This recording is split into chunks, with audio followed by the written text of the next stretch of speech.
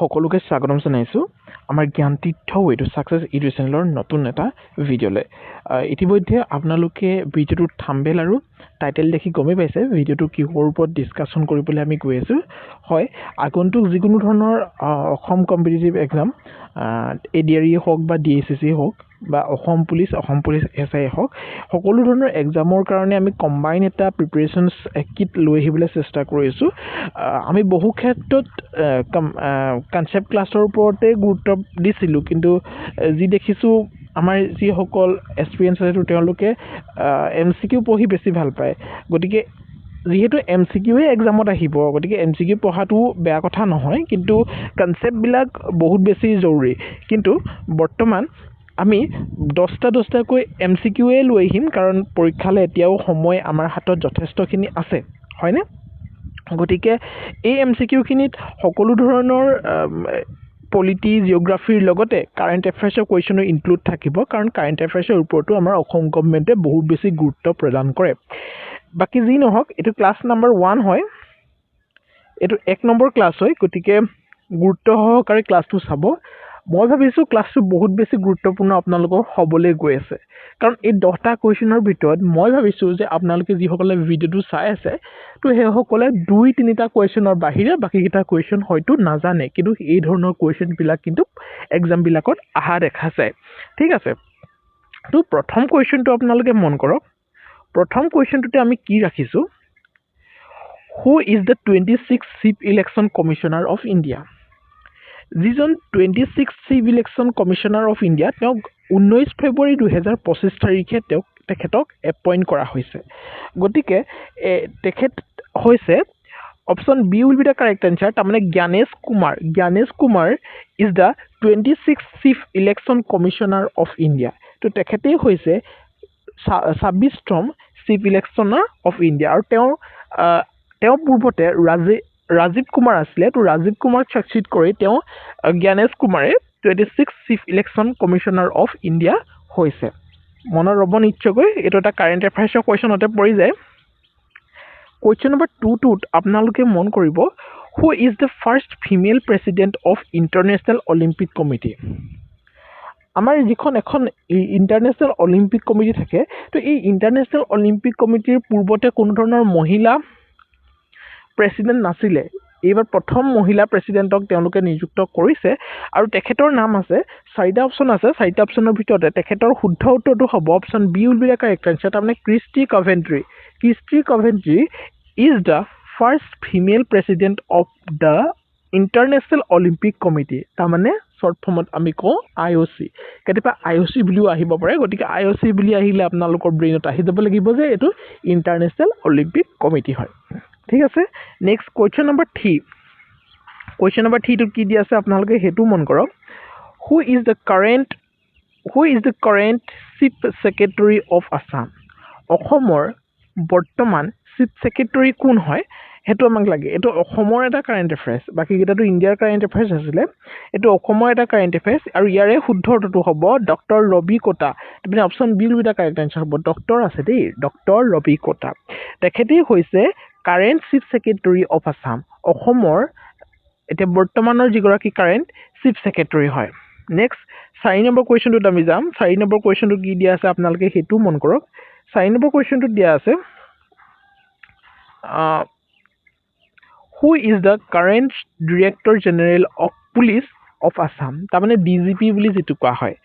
এটা ডিজিপি বুলি কৈ দিয়াৰ লগে লগে ভাস্কৰজ্যোতি মহন্ত যেতিয়া আছিলে তেতিয়াতো আমি সকলোৱে তেখেতক চিনিয়ে পাওঁ ভাস্কৰজ্যোতি মহন্তৰ পাছত কোন আহিলে জিপি সিং আহিলে হয়নে আৰু এতিয়া বৰ্তমান বহুতে কিন্তু ভাবিয়ে আছে যে এতিয়াও ডিজিপি হৈছে director general of police full ফৰ্মটো মনত ৰাখিব ডিজিপি ফুল ফৰ্মটো ডিৰেক্টৰ জেনেৰেল অফ পুলিচ তো এতিয়াও বহুতে জিপি সিংকে ডিজিপি বুলি ভাবি আছে কিন্তু হেয়া নহয় এই বৰ্তমান ডিজিপি হৈছে আমাৰ option C will be the correct answer তাৰমানে হৰমিত সিং ঠিক আছে নেক্সট 5 নম্বৰ কুৱেশ্যনটো কি আছে আপোনালোকে হেতু মন কৰক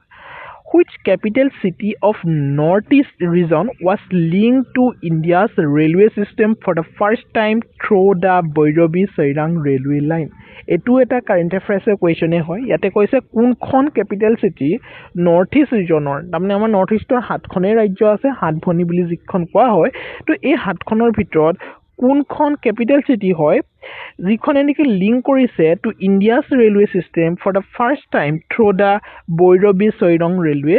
লাইন তো ইয়াৰে 4টা অপশ্যন আছে আৰু ইয়াৰে শুদ্ধ উত্তৰটো হ'ব মিজোৰামৰ আইজল মিজোৰামৰ কেপিটেল কি হয় আইজল হয় option D will be the correct answer ঠিক আছে এটো মনত ৰাখি থৈ দিব ইম্পৰ্টেন্ট হয়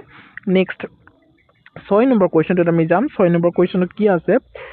in which layer of Earth's atmosphere is the ozone layer located? এতিয়ালৈকে 5টা কোৱেশ্চন পঢ়িলো গোটেই 5টাই কিন্তু অসমৰ হওক বা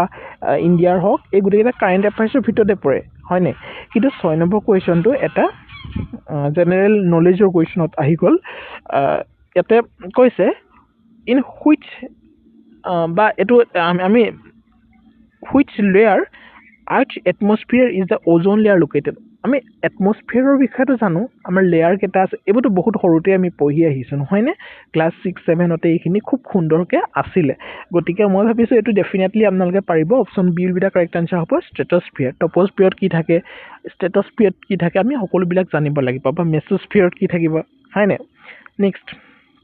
7 নম্বৰ কোৱেশ্চনটো যাম 7 নম্বৰ কোৱেশ্চনটো কি আছে